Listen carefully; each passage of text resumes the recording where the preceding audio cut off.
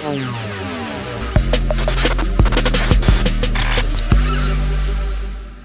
there, Amplifiers. Thanks for tuning in, and we've got another great session. Actually, tuning in from a new location. One of the cool things about building your own business, you can build a business that you can take on the road and enjoy life. If you're not building a business with the right mindset that you can enjoy life and have your freedom, then you may want to get back to the drawing board of building a business. There have been many business owners that have built a business that have gotten to the end game and then realized, that's not really the business that I was looking for. I've built myself a glorified job. We don't want to do that. Amplifiers know they have a strong vision in mind where their lifestyle and what they want out of it is at the heart of that business. And then they're building it in such a way that they create an awesome asset. We have a great guest today who is going to be sharing some insights about how to make your business more profitable. Before we get to our guest, I just wanted to share this story. This weekend I was out with my family. We went to this little event down in Gainesville, close to Gainesville, the Six Gun Territory. They have a bunch of reenactments of Wild West. They do gun shootouts and all this stuff. It's kind of interesting. And along the train ride, we pop across this only in Florida moment where this car is just up in the air with nowhere to go. And I'm like, you know what? That can remind me of where you could find yourself sometimes in a business. Sometimes you're driving the boat and the whirlwind's happening around you and you lose perspective. And before you know it, you find yourself in uncharted territory. You find yourself in a spot that seems hard to get out of.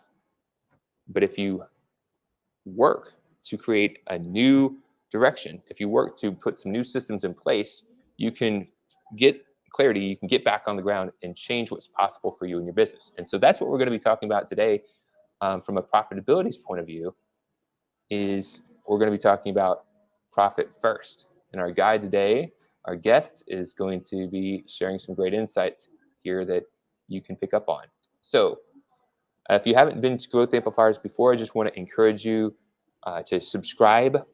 We are on YouTube, or we're currently actively, as of today, working to build our YouTube presence. If you have questions or comments or would like to hear more from our guests, we encourage you to put that in the chat. So definitely do that. We plan to share the best tips, tools, and strategies for growing your advisory business by elevating the value and experience you provide. So let's get to our guest, who is a rock star professional when it comes to doing these things. She is the Cash Coach President. She is an awesome certified profit first expert, and she helps businesses, entrepreneurs improve their pricing and profits so that they can have better running businesses, right? So I'd like to welcome to Growth Amplifiers, Jennifer Bauldic. Jennifer, thanks for joining us today. Hi, Kenny. Thank you so much for inviting me. I'm super excited to talk to you, and I'm speechless, so I better save up all my words for your questions. Well, I'm glad that you could tune in and share, because just like we kind of set the stage, we can find ourselves in a pickle. Sometimes we have a pandemic and it changes things. Sometimes there's inflation and it changes things. Sometimes just the situation changes, like Netflix, who's finding themselves in a pickle. And if we don't adapt, then we could find ourselves in that high tree with nowhere to go.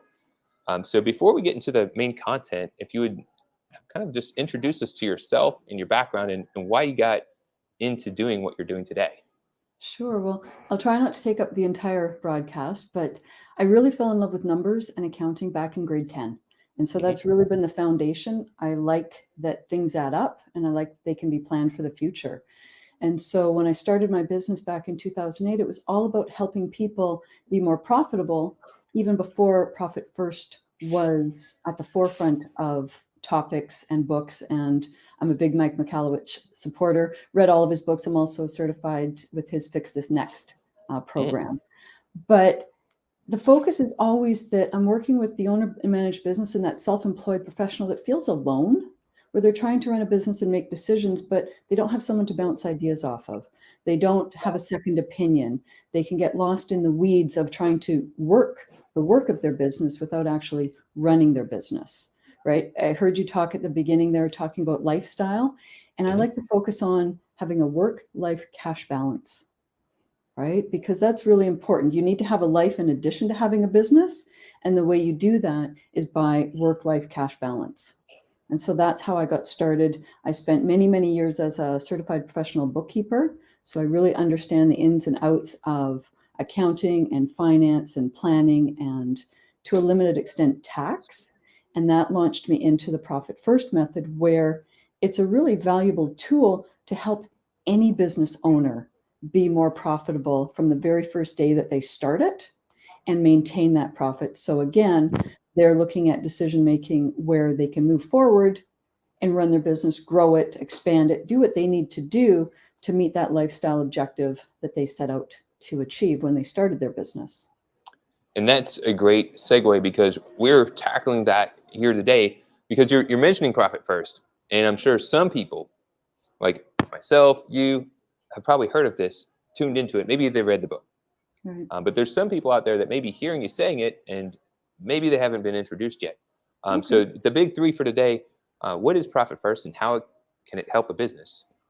Then how can small business increase profits? Even small businesses, right?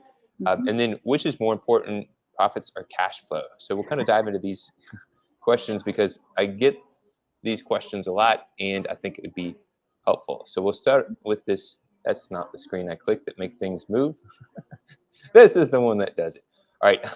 What is profit first and how can it help a business? So, Profit First is a cash management system.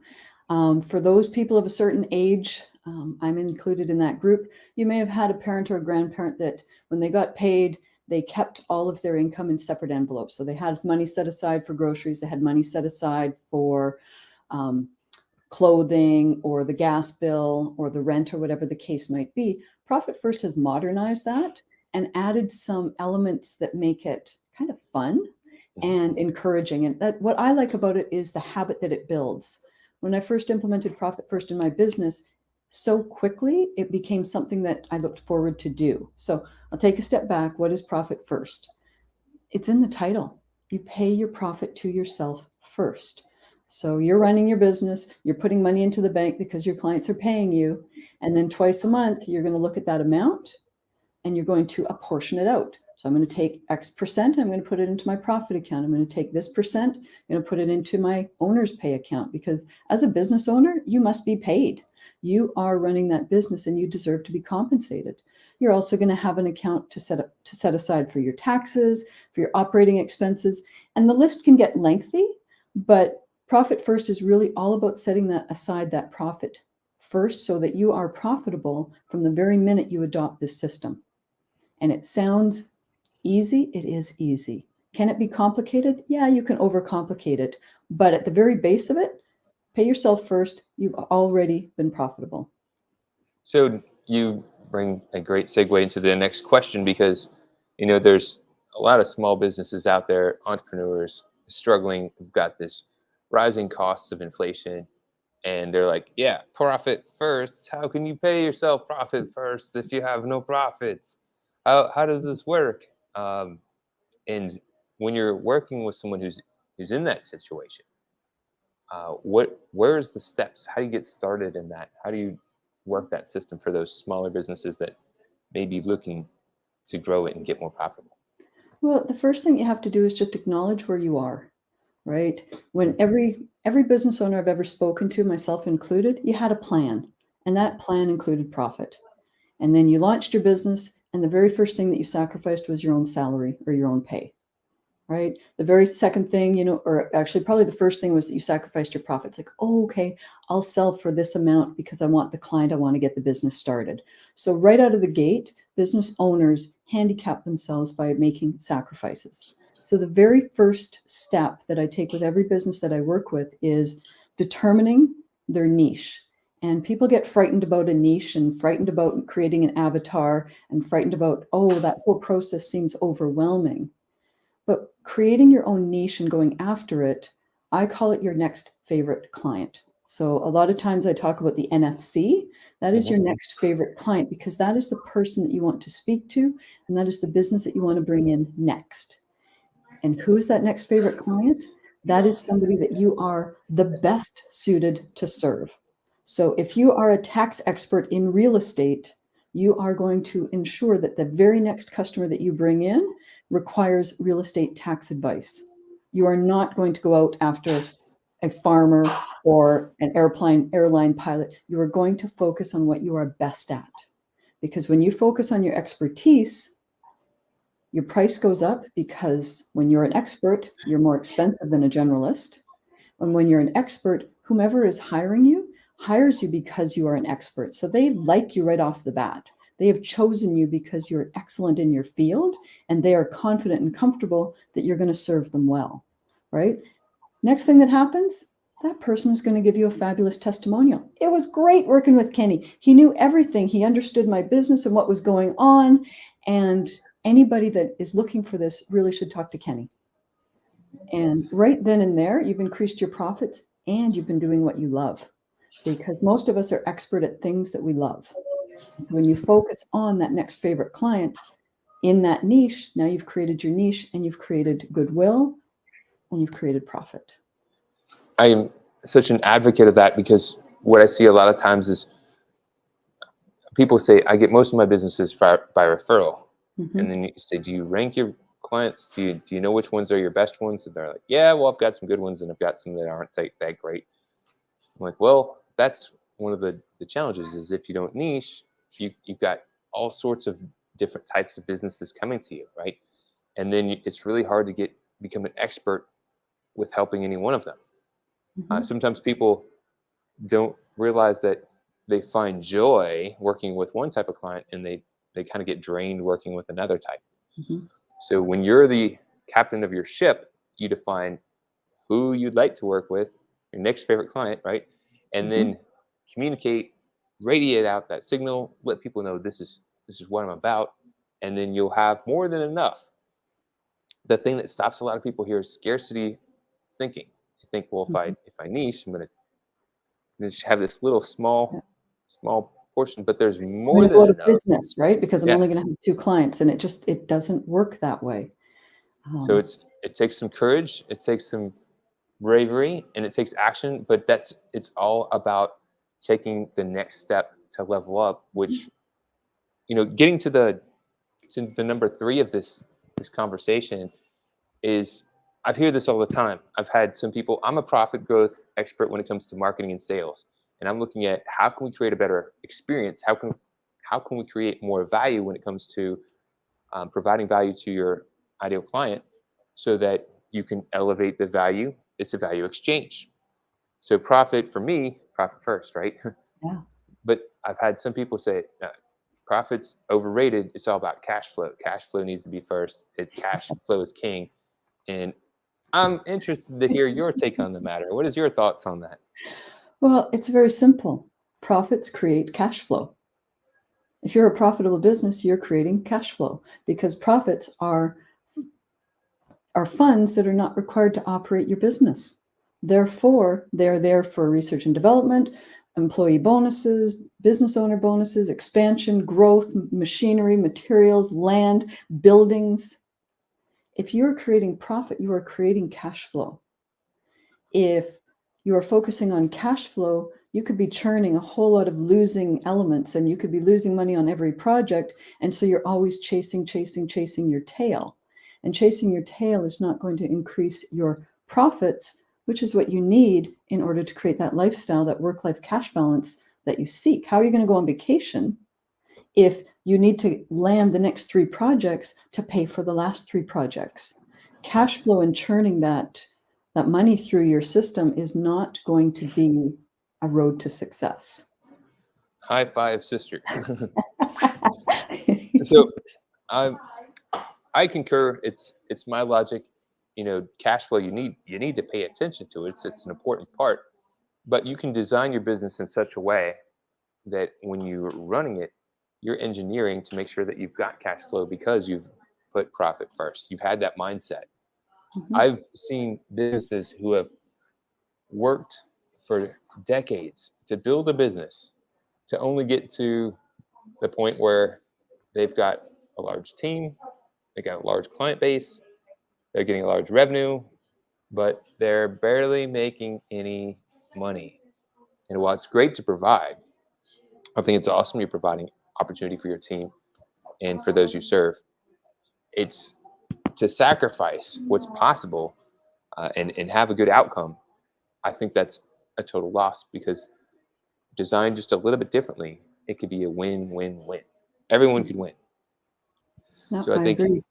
so I think that's a good thought is to create your business in a way that it is profitable, serving your ideal customer.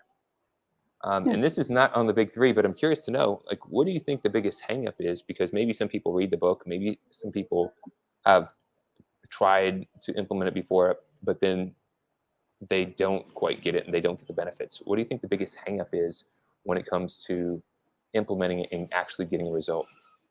Well, I think that there's two. I mean, the obvious one being we don't know what we don't know, and something new, we might be hesitant to adopt it, right? That's kind of the natural human function. But I think a lot of business owners, or at least a number that I speak to, when they hear the word profit, they think of greedy corporate profits and that it's dirty and sleazy and all of these things that it's not. Profits are your savings, profits are your future.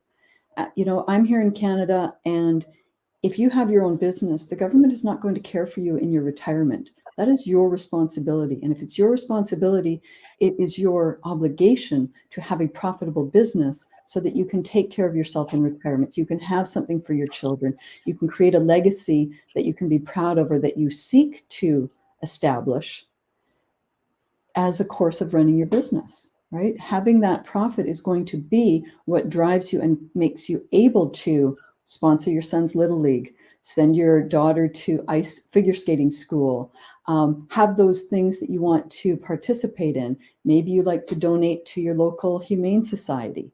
If you are profitable, you're in a place to do these kind and generous things. And if you're not profitable, then you can't, right? So that's the first one, is getting over the fact that profits sometimes have a poor or a negative connotation when in fact they shouldn't. That should be what everybody aspires to do. That is the difference between a hobby and a business profit. If you're independently wealthy, do whatever you like, spend your money how you wish, right? Take in as little as you want. But most of us require either a job or a business to create a lifestyle or to pay for our lifestyle. So that's where profits come in. And so when you get over that first hurdle, that is really gets you into the mindset of, oh, I am driving forward. I am building something. I am creating because I have future needs that are going to be needing and requiring these funds that I'm setting aside now. The second one that often will handcuff is probably a good word, business owners from adopting profit first is they get nervous about the number of bank accounts and they think that that's complicated. And in our technology and our cloud-based world today, having multiple bank accounts is probably one of the easier things that we do in life. I'm not sure about you, but there are times when I look at my phone and think, ooh, I could use a course on how to operate my iPhone and utilize all of its functions and features, whereas a bank is pretty easy. I'm going to store some money in it. Oh, okay, I'm Yeah. going to store some money in this account so that I can see exactly how much I have set aside, right? I think the one quick story I like to tell people is I have an extra bank account called technology. And so I put money aside in my technology account. When there's enough in there, I can get a new phone or a new iPad or a new computer or whatever new technology is on my radar because I've set aside money to buy it. I don't have to pay for it on my credit card, or I can and get the points, but I can buy it right away because I've set that money aside. And that is the value of having your profits. So when you start thinking about what you can do with money, that really seems to turn the tide and say, you know what? I do want to go after my profits. I'm tired of sacrificing and living in a line of credit or worrying about my minimum credit card payment. I want to be in control of my money. I want to take charge of my life and make those money decisions because I'm able.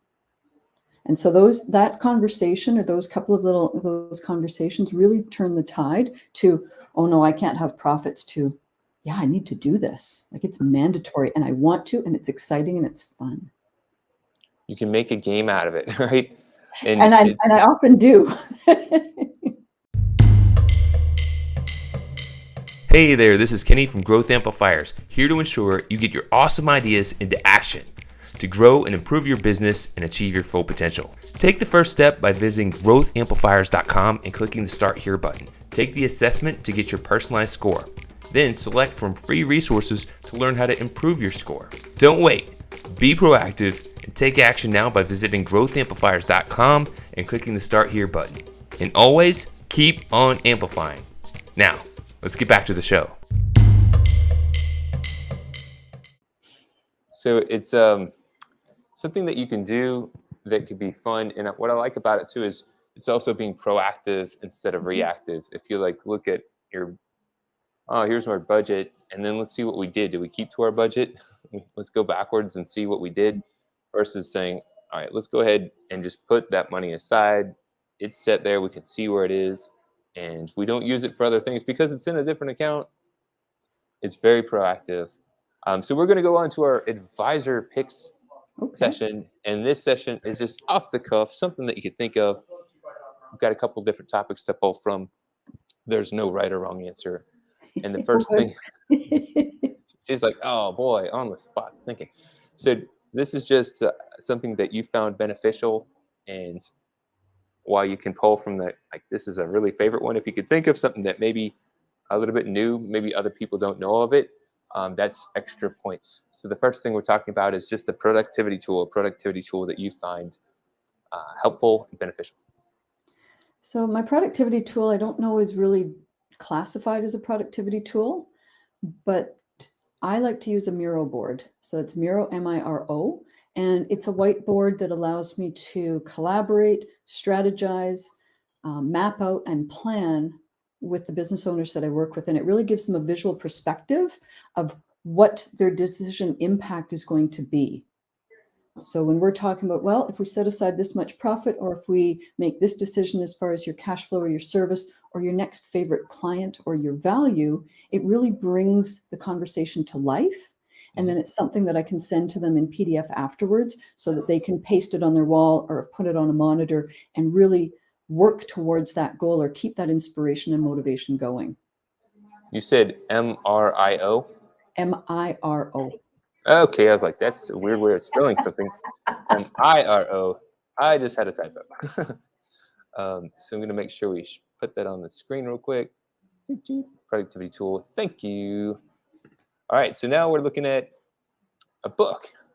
Now, this you got two obvious ones you can pull from. Well, pretty much Mike Michalowicz books aside, because Profit First, Pumpkin Plan, Certified, or I should say Fix This Next, all of his books really are a must read from my perspective. But if I'm going to go outside of that, I would say go with Chris Voss. Voss is his last name. And oh my gosh, now I'm going to draw a blank on the title of his book. Well, you can tell us about it, see if it sparks up. You know what? It is Chris Voss. It's Negotiating as if your life depends on. Oh, it's called Never Split the Difference. That's what it's called. Got it. Okay. Never Split the Difference by Chris Voss. And that is a must-read book if you are in business and you are making any kind of sales or service. All right. So that's an awesome one. What do you like about that book in particular? Well, because it puts you in a position of being in control of what you can be in control of, right? Compromise, as it's described in the book, really makes for a lose-lose situation where the ideas and methods presented in the book really are a win-win because everybody has chosen that decision. And when everybody's on board with that decision, that's powerful because everybody's motivated and executing it. Aha. Right? Have you ever made a decision and split the difference, and then you're always dragging that other person along to try to continue on in that compromised decision? It doesn't serve anybody well. Very Very interesting way of framing it. Um, what is an event that you'd advise checking out? Well, I love my Profit Con, I will be honest. It happens every year in September. However, as a secondary conference, the QB Connect conference that happens in San Jose is super powerful because it is bigger than just the accounting world. There's so much information and speakers and apps and instructional sessions that really serve the small business owner. And that matters a lot to me. That is cool. So do you think a lot of other people besides accountants are attending that event? Absolutely. QB Connect is set out for business owners. So, Okay. yes, there is a component where they speak specifically, I think for one day or for half a day, specifically to accountants and bookkeepers. The rest of the time, it is aimed at business owners trying to grow, amplify, increase their profit, improve their workflows, handle their HR problems. All of that happens at QB Connect. I think they need to work on getting that message out there. Well, we're I've heard doing it. our best today, right? I've continued to hear from people who are in accounting about the event, but from people who are small business owners, I think it's the perception. It's more about QuickBooks, but I do I have seen the topics, and I thought it would be cool to attend, and thought these topics really are good for anyone. So really Absolutely. cool. Yeah. How about an online show or a podcast? Well, So can I say growth you amplifiers? can say Growth Amplifiers. Because I Awesome. think it's the number one podcast out there right now that every small business owner should watch and participate in and utilize the tools and tips that you see and hear, right? Smart people know all these things that we're talking about today, Kenny. Successful people practice them. That's a very nice quote. And I always try to challenge people, like, if you could just take even one thing, Yeah. say, let me just implement one idea that I listened to, and maybe you even knew it before, and you say, I already knew that. Well, it doesn't matter what you know, it matters if you're taking the action and if you're getting the result. And if you're not getting the result you want, you still have areas to improve. And it's okay. It's Yeah. okay to continually improve. We got one more, and this is the thought leader. Is there a thought leader that might be a good guest for the show, or somebody that you thought, like, hey, they're really putting out some great stuff, or somebody you just like to pay homage to? I know there's more people than you have time for to share, but Yes. just someone that pops Well, to mind. to not offend everybody that has mentored me and guided me and inspired me over the years, I really have to say that my turning point moment was Ron Baker and value pricing.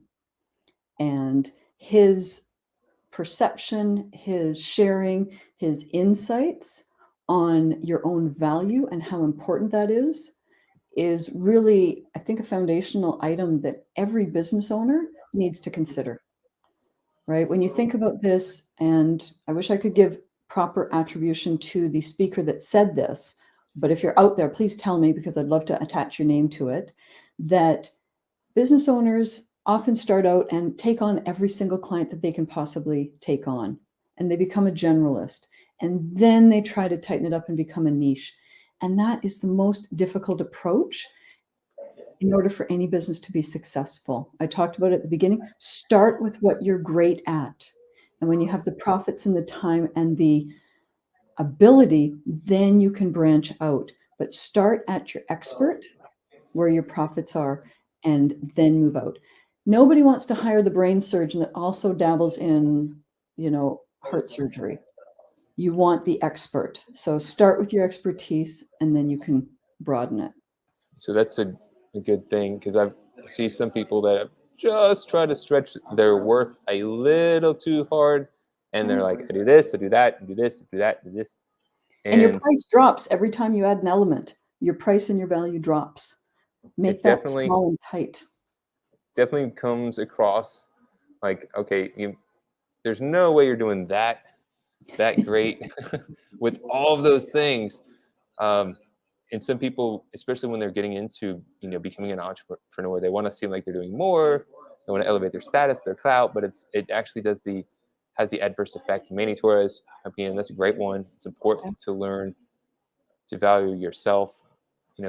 I think one of the challenges I had when I first started in business for myself, I started as a freelancer after working, for an agency. This is a decade ago, and taking that jump. And if you're used to making an hourly wage, you just say, all right, that's what I'm worth, that hourly wage. And it's really hard to change that. So you really do got to take a step back and work through that, because your reality will ultimately be created by what's in your mind. If you're not really seeing that, then it'll come back to haunt you. Let me give you, go ahead. I was going to say, we are looking to make sure that people know because you've got a plethora of information and knowledge that you can share with people, and you've done a great job of sharing some insights, some great takeaways as well. For people who are interested in learning more and saying, hey, maybe I need to look at my value or learn more about Profit First, where could they go and what could they do? What's the first best step? Well, you've got my web address there. I was going to say just go jenniferbauldic.com, because that's easy and original and difficult to spell. So of course, that's the one I want to share. But absolutely, I'm always willing to talk to any business owner to find out where they are and to see if we can be a fit to work with. I'm not going to work with everybody. There are lots of different coaches and different advisors out there. You need someone that's going to speak your language, that you're going to resonate with, and take the action of the advice that's given to you. Right? Super cool. So if you're tuned in, I again suggest that you listen to Jennifer's advice and you take one item at least and put it into action. If you're seeking fresh perspective, visit her website, schedule a call. It never hurts to get a second opinion, to get some ideas that can amplify your business.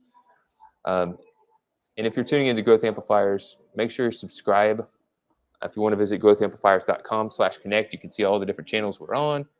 And if you're looking for ideas to amplify, you can go to growthamplifiers.com/amplify, our website and assessment are at. So Jennifer, as we're parting ways here, thank you again for joining in. Thank you. One of the traditions we have is just kind of ending on something that you've learned on your journey that might be helpful for others on theirs. It can be profit related, but it can be anything else. It doesn't have to be profit related, just something that comes up for you that you were like, you know what, this was helpful for me to learn, and maybe others could benefit from hearing it. The element that comes up time and time again is don't be alone. If you find yourself trying to struggle with decisions on your own, phone someone. If you're not ready to engage a professional, phone someone that you can bounce an idea off of. Go to your coffee shop and talk to the barista. Go to the bar, talk to the bartender. Like, talk to somebody, hear yourself out loud, because at a minimum, that will help you get to a decision or at least a new perspective. But don't do it alone. Phone somebody, hire a coach, work with a professional that's going to help you further your journey. Excellent. Thank you so much, Jennifer, for your time.